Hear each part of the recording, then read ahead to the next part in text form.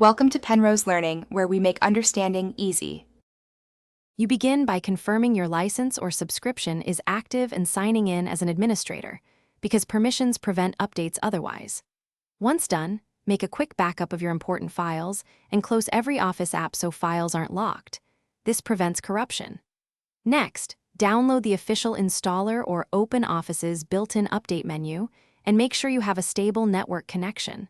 Those two steps start the actual update process without delay. You now run the installer or trigger the update.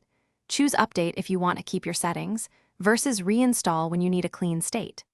While the installer runs, pick the appropriate update channel, stable for reliability or monthly for new features, because channel choice affects behavior and frequency.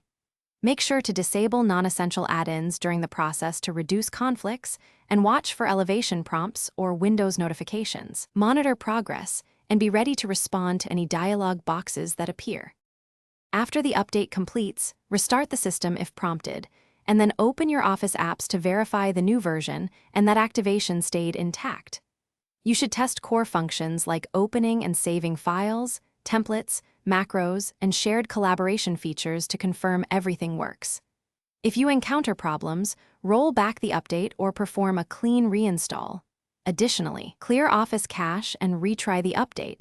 This single troubleshooting tip resolves most persistent update failures.